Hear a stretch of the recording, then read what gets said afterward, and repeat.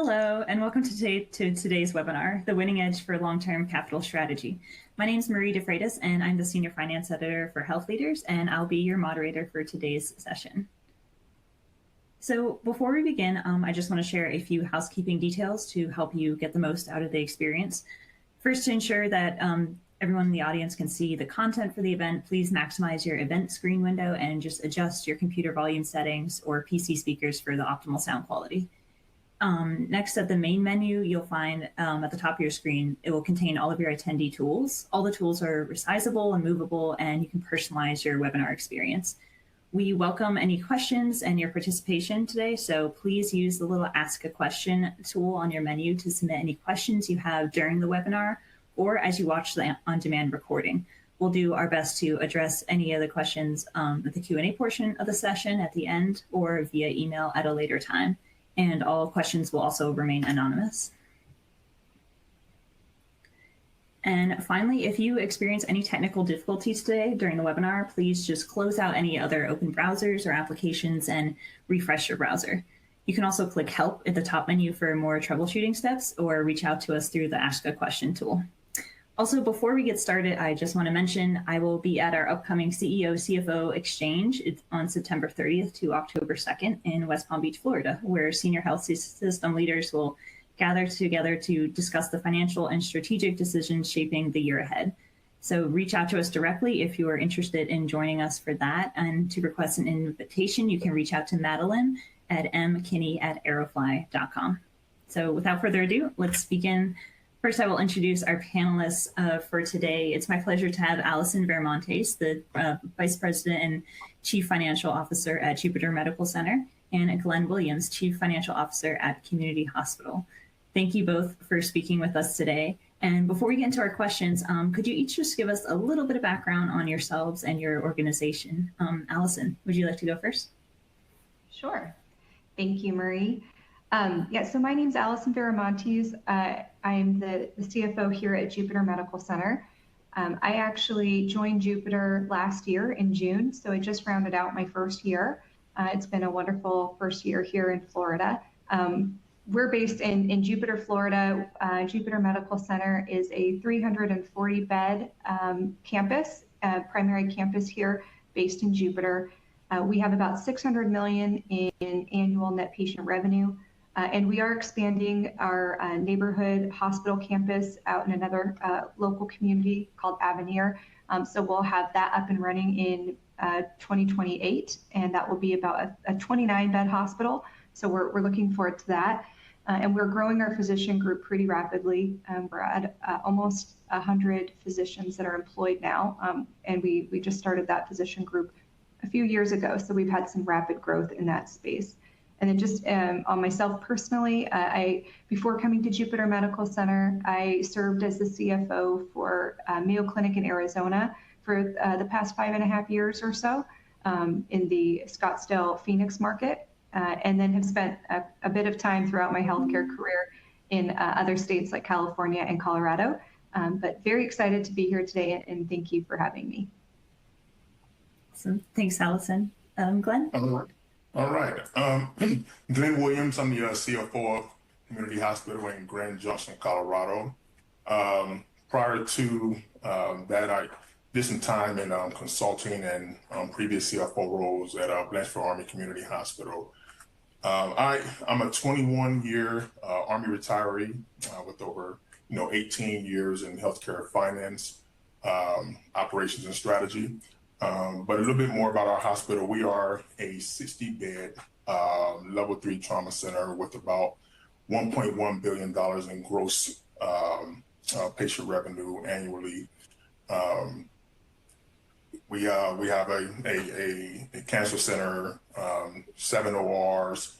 It's a lot of rapid growth here on the Western Slope. So it's pretty much a 2-hospital town. We have St. Mary's, which is a partner. They're partnered with Intermountain, and then it's us. And so we are, started as a small community hospital that has expanded rapidly over the past 10 years. We have a 10-year-old new building, and things are just kind of moving. So very happy to be here to discuss some, some things that are happening on, with a small independent area. That's another thing. It's an independent nonprofit hospital. So it's just us in the fight, and it's fun times. Awesome. Thank you, Glenn. All right. So our first question we have for you guys is, how has your organization's philosophy around capital planning changed over the past few years? And what forces do you think have driven that shift? Sorry, Glenn, did you want to go first? Sure.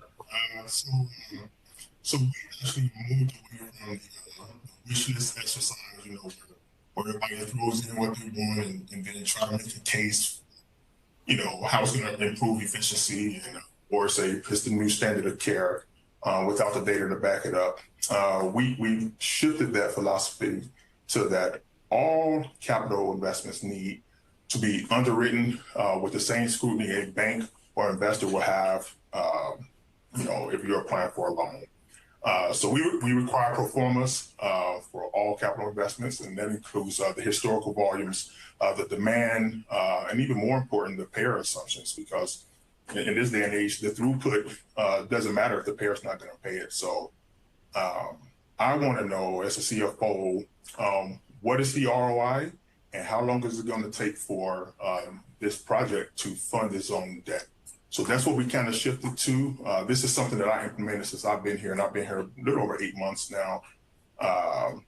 Because as you know, it's getting harder and harder to remain independent. And that's something that we kind of pride ourselves on here at Community Hospital. And again, as previously mentioned, we're a 2-hospital town. It's us and St. Mary's. But about 4 years ago, that's when St. Mary's joined the Intermountain team. So we don't have a big system with deep pockets to invest in us. Our balance sheet is our only investor. So we have to make sure that we're being real strategic with our capital planning. Okay, awesome. Thank you. Allison, how about you? Yeah, I would agree that we also are really focused on ensuring that our balance sheet can support our capital needs in the future. As a small organization, we issued some debt last year. And so at this point, we're really focused on ensuring we have capital investments going forward that are driving accretive free cash flow that will help us continue to enhance our balance sheet so that we're able to fund those future capital investments through our own core operations.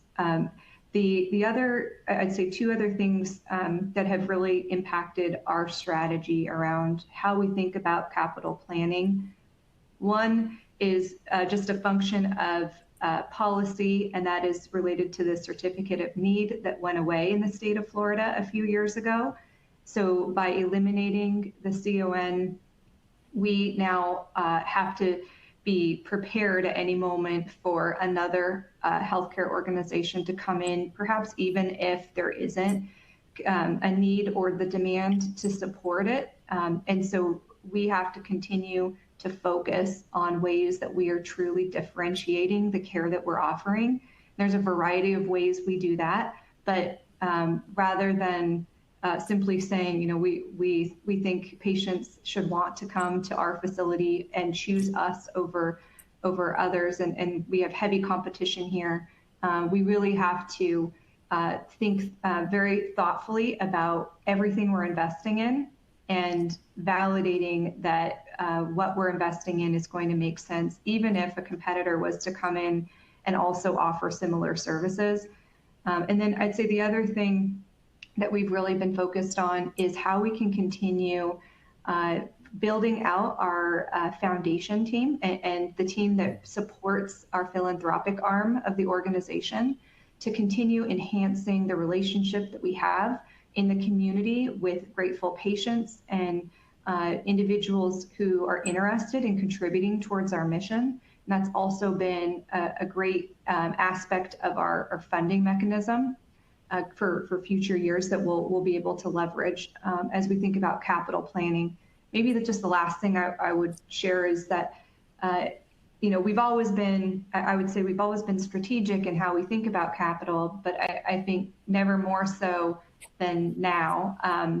we really have to anticipate what's happening. And, I think one of the areas we really have to anticipate is in terms of changing healthcare needs, changing demands, competitor environment, who's going to be coming into the area, but then also how are we thinking about what patients are going to be looking for in the future, and what infrastructure are they going to be looking for, lack of infrastructure, where will they want us to meet them in the future? And then, of course, the demographic shifts in terms of payer mix, and how will that impact how we're modeling the returns on our investments. So there's been a lot of changes over the past several years, but I do think it's always important to be reassessing the capital planning process to revisit and ensure that it's still functioning and serving the changing environment. Definitely, well put. And I think, just the competitiveness in healthcare, I think we're seeing is like rising and shifting because of like a lot of technology tools, which we'll get into as well. But yeah, that's definitely interesting. So for our next question, I wanted to ask what external pressures you guys are facing as CFOs, things like inflation, the higher interest rates, reimbursement challenges, and even workforce investments. Which one of these is kind of having the biggest impact on your capital strategy right now? I'll say all of the above. All of the above. All of the above. Yeah. Of course, reimbursement challenges.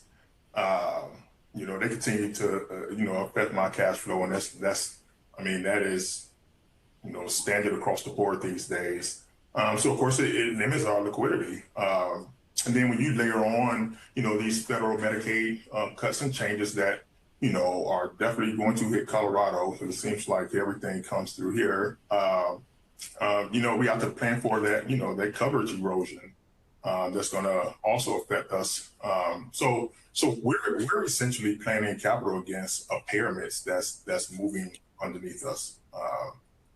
Construction cost. We're actually in the process of building our 2 ORs, and so it's significantly more expensive today than it was to build 5 years ago. So like the folks say, yesterday's prices are not today's prices, and it's only going to get worse from here. So it's pretty much, if you're certain that you're going to be doing some construction in the next 2 to 3 years, you have to make a serious decision today, because I told my board a few months ago, a project deferred today is a project repriced tomorrow. And ask me how I know, because I'm going through it right now. So, everything is, kind of high right now. We just kind of have to, again, just be very strategic and intentional with, the projects and things that we choose to fund. Definitely some hard decisions all the time, I imagine. Allison, what about you? Yeah, well, I would echo everything that Glenn said. I think those are all very consistent themes and well said. I think in addition to those challenges, we're also looking at staffing as one area that's just a challenge, because of course, just the inherent inflationary pressures are putting pressure on our staff, and in competitive environments where staff have the ability to choose, their employer amongst maybe a few options within a community. It's just so important to make sure that they're happy and engaged, and that we're doing our best to re-recruit them every day in their roles. I think it's a challenge because we know that there's a cost associated with turnover, and that's a real cost. And at the same time, it's challenging to continue to, support very expensive base salary increases year over year, as we see, our reimbursement rates that don't parallel those trends. So one of the things we're spending a lot of time on there is trying to really build out leadership competencies and leadership capabilities around staff engagement, so that every staff member is working for a direct supervisor or leader that they feel they have a good relationship with. And especially as we look more at these, the different desires of the different generations, it varies. And so really trying to help leaders get armed with the information they need to best relate to their team members and what their team members are looking for in terms of their personal satisfaction in their role, to try to drive down turnover rates and help ensure that our team members are happy. And it's not just about the paycheck and not just about the last merit increase, which we know once we give it out, it's forgotten a month later. So there's short-term strategies sometimes, it feels, unfortunately. The one other thing I would say that, in addition to, of course, all these things on this list is physician subsidies. For us, physician subsidies are really becoming a more prominent expense that we are battling.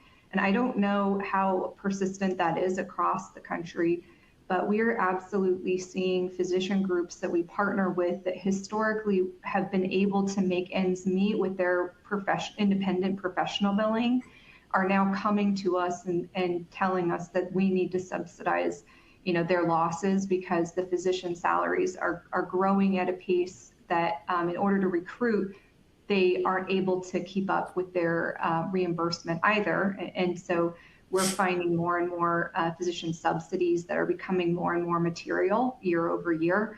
And so again, trying to identify ways to mitigate that expense, whether it be optimizing physician, and maybe APP ratios, trying to ensure we're using our physicians at the top of their license, and then also trying to find ways to best partner with those organizations and ensuring that they're doing their due diligence around those negotiations with their payer partners. Definitely. Yeah, there's so much to consider. Sorry, go ahead, Glenn. No. She, Allison hit the nails on the head, especially when it comes to the personnel part of the house.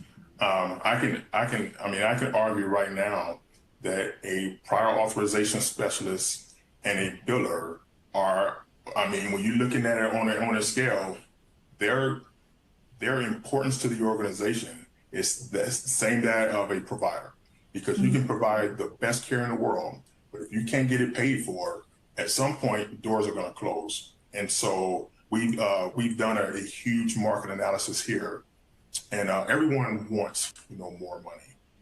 But then when you look at the market analysis and you look at the data, and the data is like, yeah, you probably should be paying these folks more. Then it's time for us as an organization to invest in our people. One of the good things about being here in Grand Junction, which is, after moving around so much in the military, it's really cool to see folks actually grow up in an organization, grow up in one town, they're part of the organization, they love working for a community hospital. And so that part is really cool because they actually want to be here. And so it's on us to make sure that we're compensating them not only for their love for the organization, but for the work that they're doing. And so I just tell the folks, hey, bet on me. We got to find a way to get this cheese in the house, and then we're going to make sure that we take care of you also. And so just building that trust with the folks. And the last thing I'll say, again, with a biller, we all know that the payers are, they play their games all the time. But I know that from a senior leadership perspective, they didn't know what a payer, what a biller or a follow-up person actually goes through to collect. So we have, leadership rounds. And so I told each of those leaders, hey, sit down with the biller and they're going to run you through a claim. And when they got to see that, now it makes sense on, all these shenanigans that are going on behind, that we can account for or they can't see. So it was just kind of, bringing that lens to, not just, being in the OR, we can see the cool surgery, but we can see the hard work that those, our administrative staff are doing also. So. Definitely. Yeah, no, that's a great example. I think how, like a demonstration can change the perspective like that.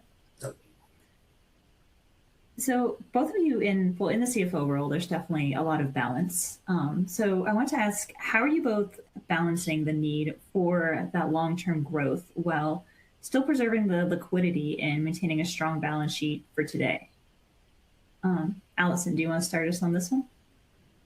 Sure. The easy answer is that, at the end of the day, it's all a math equation. There's a finite pool of funds and resources, and you just have to figure out how it fits together best. And I think from my perspective, it's critical that we always have a foundational level of liquidity that every organization is going to establish on their own. But I think that is key, and liquidity is so important right now, especially when we just coming off the heels of the pandemic back in 2020, and just recognizing what can happen overnight.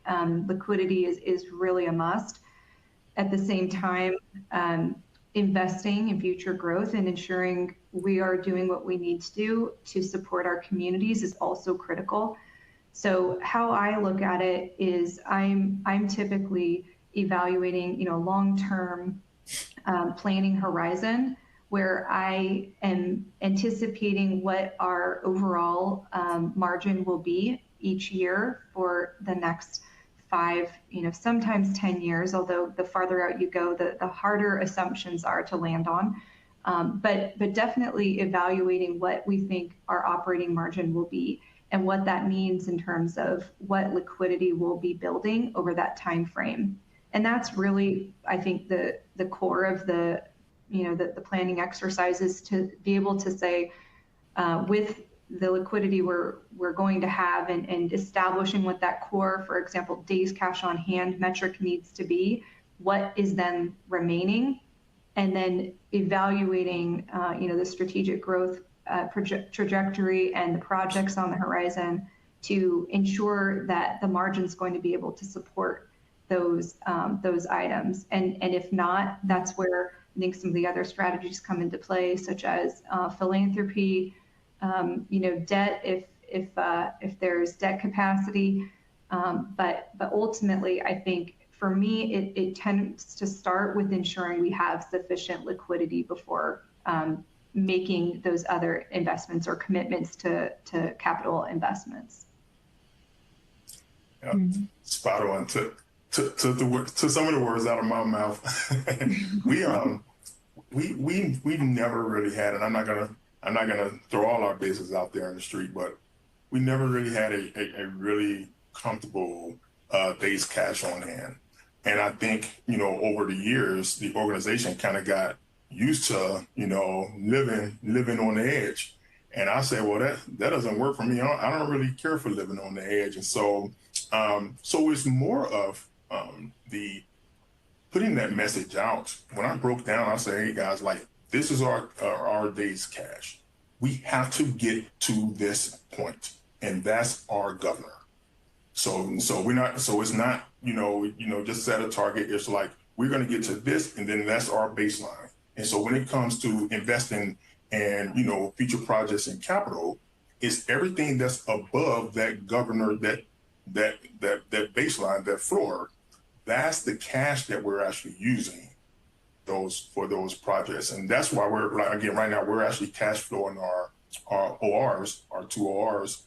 And we just have to do that instead of taking out more debt, because, we're at that floor, but we also want to be very intentional with the debt that we're taking out, and so that we're postured to qualify for the best, rates when we actually need it. So we felt that, to add the 2 ORs, it's like, hey, we just pay for it, and we can incrementally do it, and then we can, kind of keep our balance sheet intact, and it's been working out for us. So, I mean, it's tough, but it's sometimes just they put some levers in place, and then just try to abide by them and stick to them as much as we can.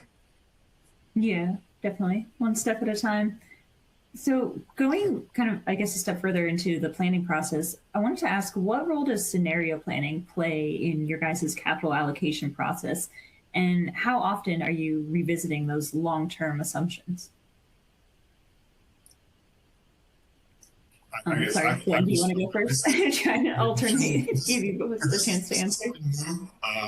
And I mean, I haven't really done it before I got here, and it's something that the organization hasn't really done. But we've actually just started working through it now because, again, we're running through scenarios of what the impacts of those federal Medicaid cuts are going to have on our patient population, on our revenue, going forward. So we need to know how it's going to affect our cash flow, how it's going to affect our dish days, how it's going to affect our 340B.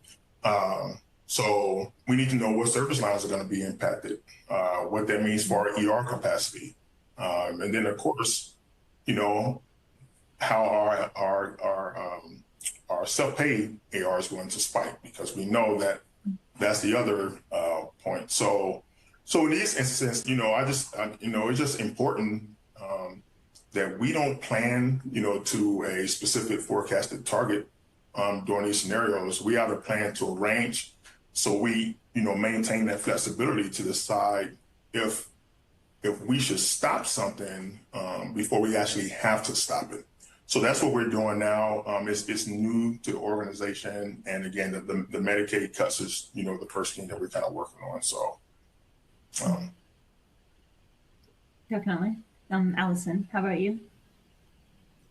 Yeah, I think this question is a really good one, because it's pushing at like how thoughtful are we in our planning process, and are we scenario planning? I think the answer is yes. We definitely have to have scenario analyses in especially any large scale capital investment, to ensure we know, what is the sensitivity if we were to shift a percentage point in government population over the course of time, compared to what our pro forma projections are showing. Or what happens if the volumes don't materialize as quickly as we think they will? What does that do? How material are those shifts in our overall assumptions around a project? I think there's two things I would mention on this. One is the note about long-term. How are you revisiting these assumptions? I think is so critical in just good capital hygiene, in making sure that after you've committed to a project, you've implemented the project, that there is a point at which you pause and you reflect and you revisit those assumptions and you say, what actually happened?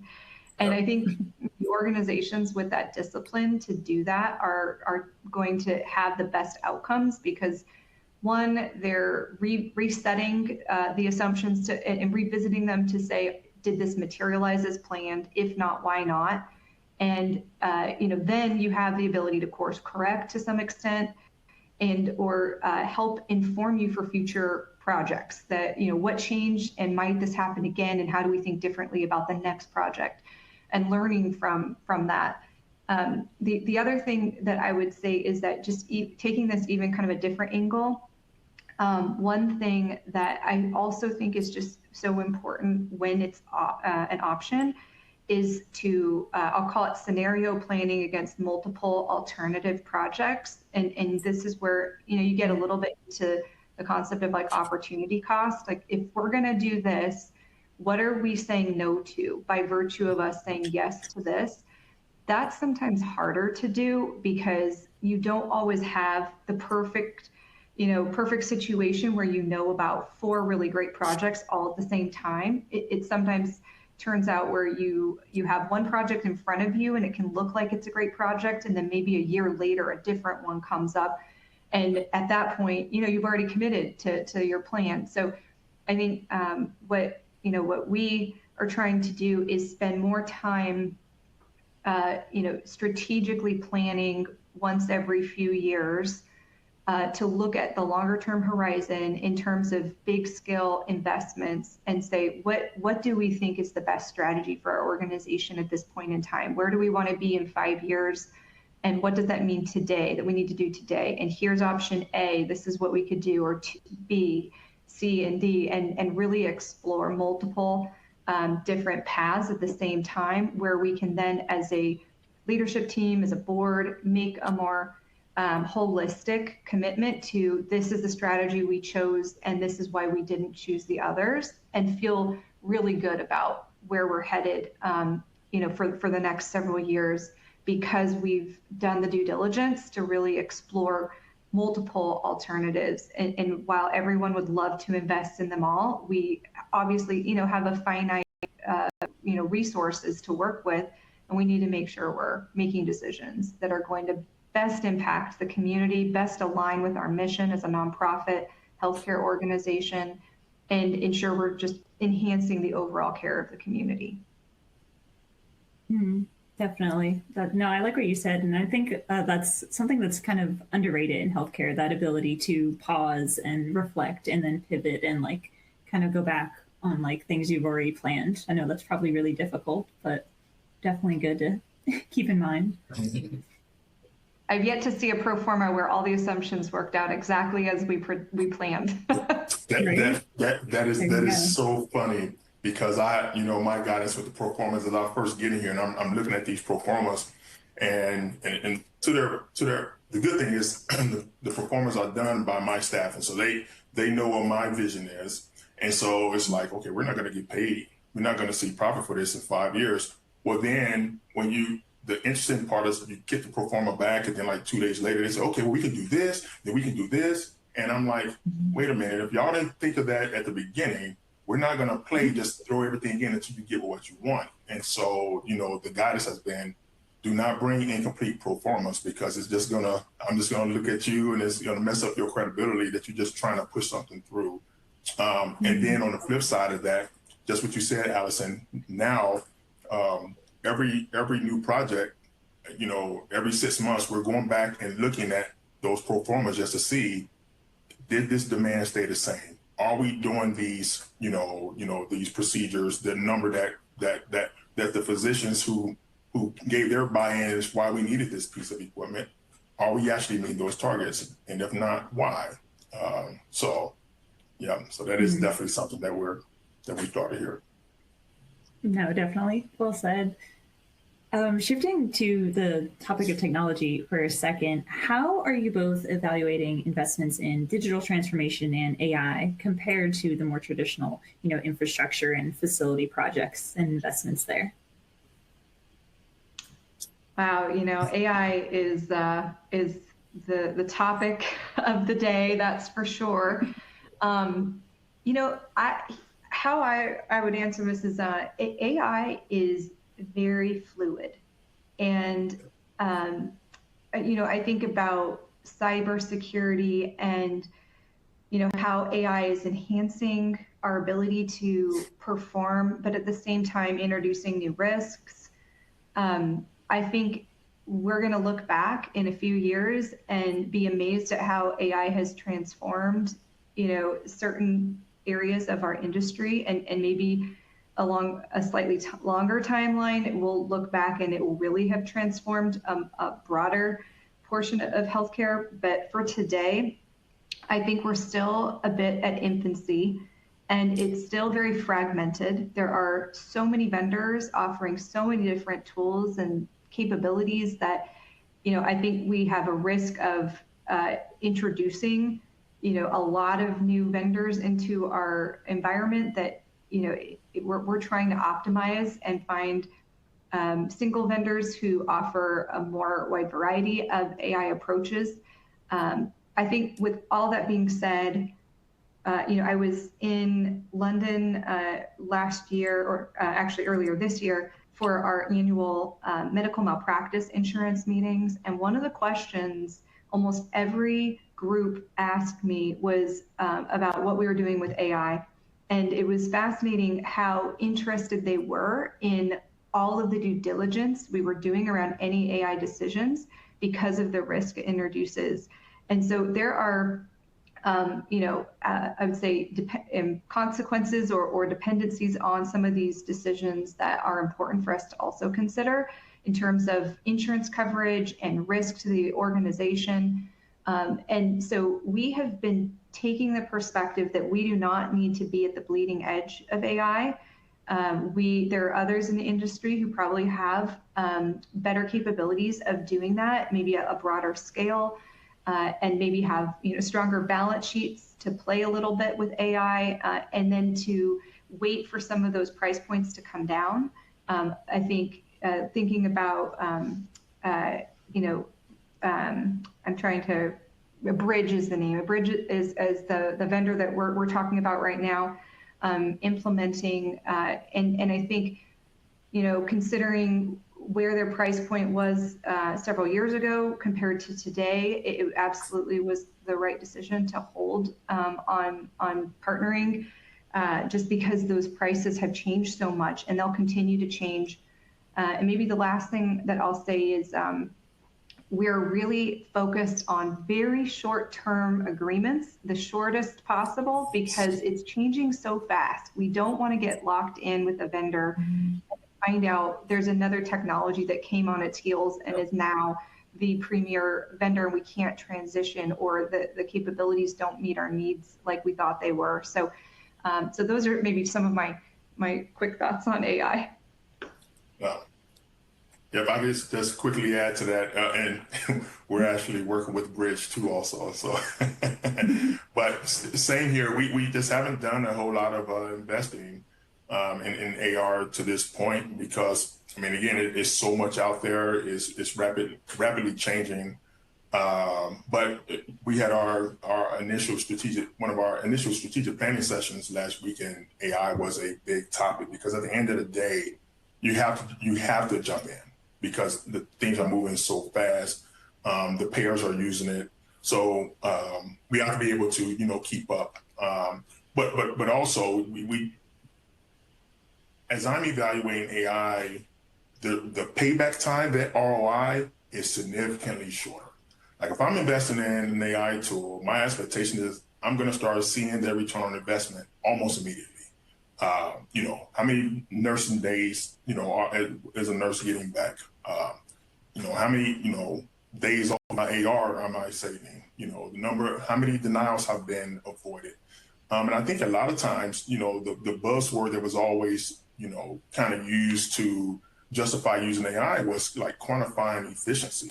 But, efficiency can definitely be subjective. So we don't really look for that, or we're starting to move away from looking for that as an ROI point. And so, like, if our initial expectations are met, at the beginning, then the chances of us becoming more efficient are higher anyway. So we just try to, we get all the cold calls, all the solicitation, and just very specific. I want to know, can you do this, this, this, and how long is it going to take you to do it? And so when they say, okay, we need, a 3-year contract, but we're not doing any of those, 1 year is max, and we need to make sure that there's some teeth in it, because if your product is as good as you say it is, then, you'll be willing to, essentially do that good work and then retain us. So that's where we're at. Definitely. And I remember, Glenn, at our last CFO exchange, that was something we spoke about how there's definitely, a cost to keep up and invest with AI, but there's also a cost to not doing that, of not keeping up. Absolutely. For sure. Yeah. Makes sense.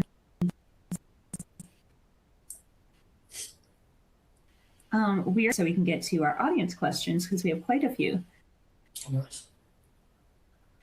In building that organizational alignment around the difficult capital decisions, especially when all the competing priorities are all across the organization. I forget who went last. Allison, do you want to go first on this one? Sure. So we have a process that we call it the Mud Bowl. And that's where, department leaders, they all come and advocate for their projects, and let us know why it's a priority. But I would say the good thing about that format is, each director, like, they get to see the full list. And so when people can see that, and it always happens like this, there's only one pot of money, but and it's much small compared to the amount of requests that's on that list. So again, one of the coolest things about this hospital is that those organizations, they generally will start shifting from, advocating for their priority to triaging. Okay, well, my thing can hold on, a little while longer while we do this. And so everyone knows, what our scoring metrics are. They know what the criteria is before that meeting. And they know that before their, particular project is prioritized, before they know their own scores. So they know what to expect going into the Mud Bowl. But then one of the most important things that I also think that we're very deliberate about the no's. I feel that, every project that gets declined, that leader should know the reason why we declined it. And because I think, as you all know, an unexplained no is next year's resentment. Well, I couldn't do this because I didn't get the piece of equipment or the project that I wanted. So at the end of the day, honestly, I think that the alignment doesn't really come from agreeing on the projects. It comes from agreeing on the criteria before, in our case, the Mud Bowl, and before you see those scores. Definitely. Allison, how about you? Yeah, I would say that there's probably no perfect solution. It's always hard if you can't say yes to everything, which we can never do. But one approach that I found to help a little bit in helping to ensure that the right projects and the right investments are being made at the right time is just continued emphasis on building out that longer term capital planning horizon, especially when it comes to like routine or base capital, where that an MR has a certain life, or that a LINAC has a certain life, and when is it going to expire, and at what point are you going to need to invest in some of those core things, or your volumes are going to hit a certain level at which you need to invest in the next piece of equipment, or build out some shelved space that you might have set aside until volumes got to a certain level. And so building a capital planning horizon and having a process that looks beyond just a singular year can really help remove some of the subjectivity around some of the decisions when it's a little bit more clear that, so many years down the road, this is the point at which we're investing in X, Y, or Z, and helping to ensure that there's clarity around that so that leaders who are invested in different investments are able to see clearly when they'll get those new equipment, the new machines, and or the growth in their program that they've been waiting for. But I'd say that it also is something that just, again, requires annual review at the very minimum, just to continue to ensure that the decisions that you're making make the most sense for the community and the changes in the environment, because things are changing rapidly. But there are some big capital investments that we have to make as part of our just routine doing business. And those things need to be planned for, I would say, years in advance to ensure that there's some stability in when you're reinvesting in just core infrastructure. Definitely. I would say, yeah, just in today's healthcare environment, I think that tight-knit organizational alignment is something I hear CFOs talking about more and more. And yeah, I think it's just becoming more important. Well, and I think one of the things Glenn said was so important too, which is helping to ensure leadership understands each other's challenges and what's on each other's plate, so that there's more clarity and collaboration and understanding, as opposed to just looking at things in a siloed view of what's happening for me, what's in it for me lately. Yep. Yeah, definitely. I would think everyone would agree for sure. Awesome. Well, thank you both so much for your insights. I feel like you gave a lot of great insights, a lot of great tips for CFOs to just navigate the year ahead. So thank you so much for this conversation. We do have some questions from our audience. So as a reminder, if you haven't had a chance to submit a question, you can do so now with the little question mark tool on your menu. So, and just so you know, all questions will remain anonymous. Our first question from the audience was, what do you see as your differentiator in the markets where you serve? Yeah, it kind of goes back to our first question. We were talking about competition. Yeah, I think this one, I'm sure everybody probably has something that comes to mind when they think about what differentiates them. For us at Jupiter Medical Center, our differentiator is truly our quality outcomes. We're the only leapfrog rated facility in our region. And there's maybe, a few B's and then C's and F's. And so we clearly distinguish ourselves through clinical quality and patient safety. We're also just on the cusp of CMS 5-star, and we're the only 4-star in our region. There's no 5-star or other 4-stars. So we really are emphasizing anything possible that we can do to invest in the clinical quality, safety, and patient experience outcomes. And so that to us, it looks a lot like investing in our people, making sure that when patients come here, they feel like they received, concierge care, white glove treatment. And we hear from patients that say when they come to our facility, they feel a difference in terms of the compassion from the caregivers, the physicians, and what they hear from physicians. And so the team members are absolutely part of that differentiation. And of course, the outcome metrics. And so that's where we make sure we are never shortcutting how much we're investing in things that maybe don't get a direct reimbursement. Maybe it's a supply expense that isn't something that's reimbursed, but it makes a difference to the patients. Little packets we give to the moms in labor and delivery that they might not get elsewhere, but makes a difference in their day when they're coming in to have a baby. And so those little things, those little touches, while it might feel like something that's easy to cut, there's an expense to it, but there's also something else that comes from it that's a little more intangible. So that would be how I describe ours. I have nothing else to add. It's the exact same for us. Our quality and the care that our providers and staff actually give to our patients. And I'll add this: we actually had a husband and wife, both physicians. We were recruiting them. They actually, under their own, went and just walked the halls of our competitor just to get a sense of the vibe. And he said it was a done deal. It was like, you just feel it has like this homey feel. I never heard of Grand Junction, Colorado before I moved here. And I moved here and I immediately knew that this was the right place for me. It's unbelievable. So I think that's pretty much what sets us apart. Quality and care. Yeah, it's awesome.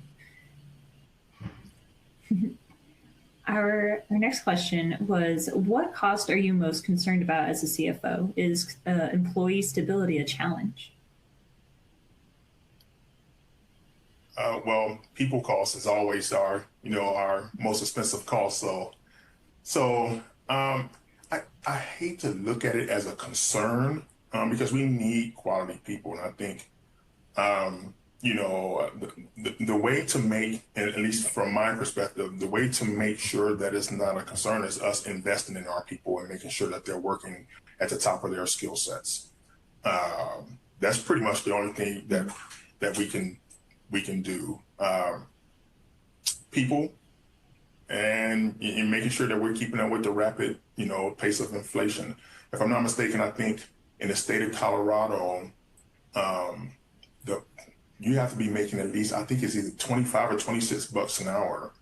That's like the livable wage here, because then, the cost to live has grown so much. And so we have a lot of, employees that we're not paying, that. So now from a stability standpoint, over the years, folks have wanted to come to Grand Junction. And so we're not in the situation anymore where it's hard to recruit, high-level positions and staff here. we can get them here now.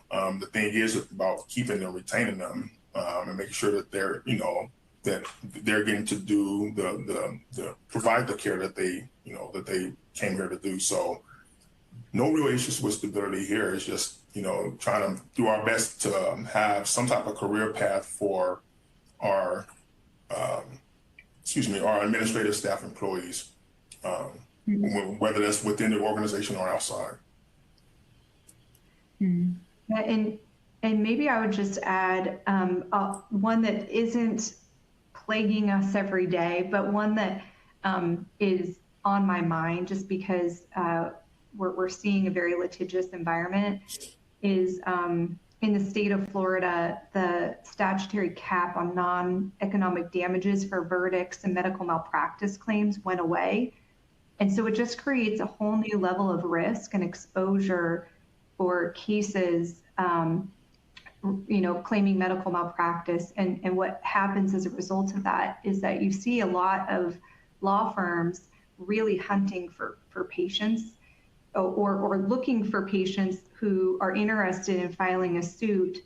And then even if it feels as though we did nothing wrong and we have really good documentation about everything that happened, if we were to take a case to trial, there's so much more risk because it's in front of a jury with no cap. And so even if we don't want to settle, it drives settlements. And so there's more and more little settlements that are coming up that just erode at your NOI as you settle. And then of course that drives higher insurance premiums. And so that's a whole nother piece that I think about at times where it's like, how can we try to just give our patients the best possible experience? So even if things don't turn out exactly how they want, they know we did everything in our power to treat them as best as possible, and they wouldn't have received better care regardless of where they went. So that is something that I'd say is on my mind.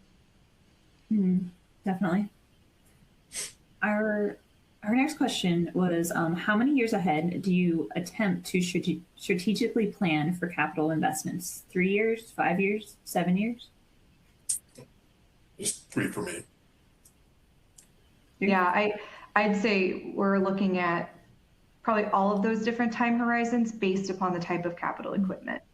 For larger radiology items, we're trying to push it out to the 5 to 7 year range, just so we have a better line of sight in terms of our sources and uses of cash along a time horizon. Okay. And then another question was, what areas of the revenue cycle do you think are still underutilized when it comes to improving liquidity and strengthening the balance sheet?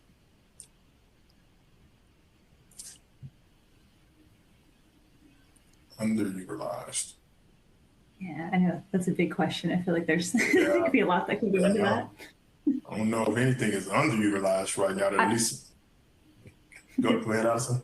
Yeah, well, I don't know that I would say it's underutilized, but maybe could be optimized. Maybe for us anyway. I feel like there's always constant opportunity in clinical documentation improvement, because there's constantly new community providers coming to our organization. There's constantly changes in, what we need to be documenting to ensure we get proper reimbursement for the care we provided.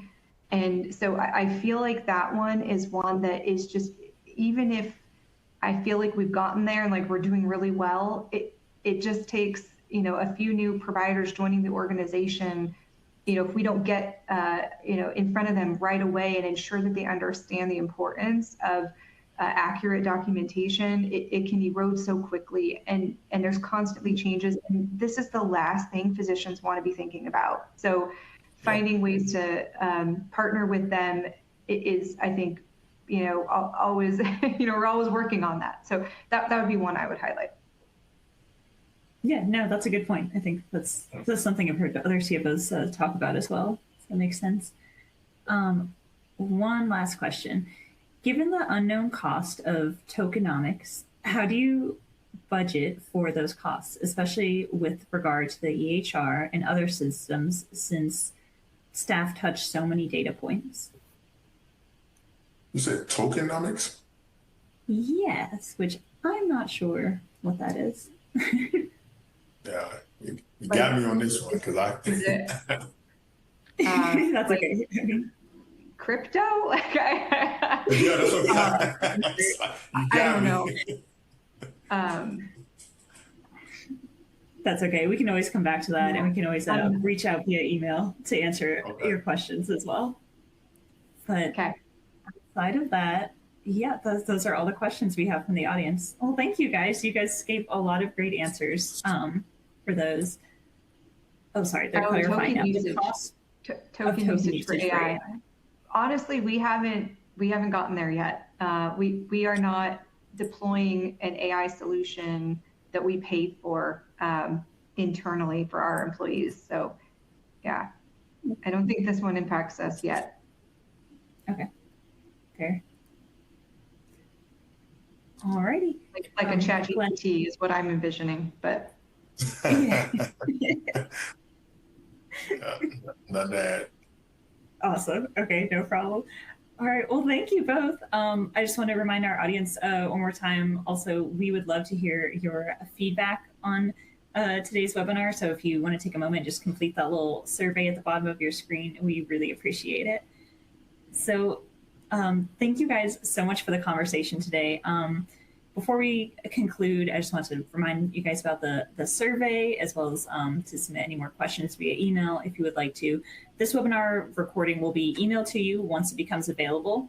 And one more reminder, if you would like to attend our upcoming CEO CFO event in West Palm, you can reach out to Madeline at mkinney@aerofly.com for an invitation to that event. And we'll be having conversations just like this one there, but at a luxury resort in person. So can't miss opportunity there. Thank you again to both of our panelists and for all of you for attending today's session. We hope to see you at future Health Leaders events. That will conclude today's session. Thanks. Thank you all. Thank you.